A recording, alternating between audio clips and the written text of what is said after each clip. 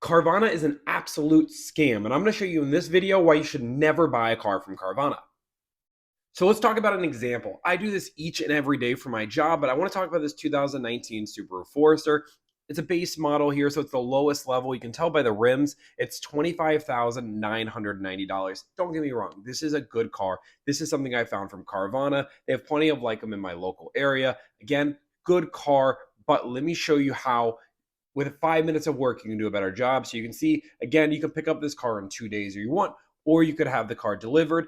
Almost any dealership will deliver a car to you as well if that's something you want to do. They're going to go through. I do like Carvana's website. They do give you a Carfax, which I'll get into a little bit later. But let me keep scrolling down just so you can see final price $27,999. That's taxes, fees. You can kind of see it. I'll move out of the way. That's all you're paying there. That's the price of the car. Now, let me show you a car that I found in 5 minutes. 5 minutes of time. You can see the interior here. Again, I normally spend hours finding better deals. I didn't negotiate with this dealership. I didn't do anything. But 5 minutes of my time, I found this car in Jacksonville as well.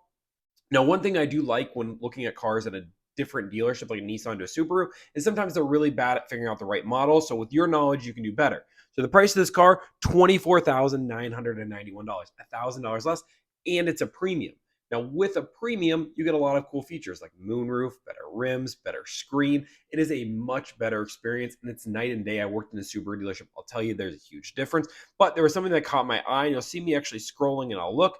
As obviously all the features here, nothing crazy. Oh, mileage, 24,000, so very comparable to the other guy. $1,000 here. Now, when reading this description, you'll actually see that it says leather interior, which is only actually on a limited. So I do a little bit more research if I was buying this car to see if this is actually a limited. I actually see me scroll back here because I'm like, whoa, key button or push button start, leather interior. Those are features on a limited, not a premium. I need to do a little bit more research.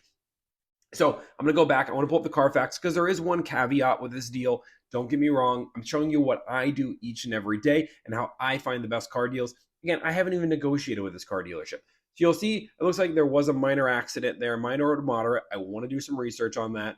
No structural damage, no airbag deployments. That's the big one. When airbag goes off, cars are normally totaled. We can see this car was bought in Jacksonville. I love that. The reason being is that means that car is probably local, and we're going to find the service throughout. Yep, it was serviced all at the same dealership, which is huge. That means that all the maintenance was done. Normally, that means it's a pretty reliable owner that's doing this. Now, let's look at the accident here. It says minor damage. You can see it's right to the front, nothing else.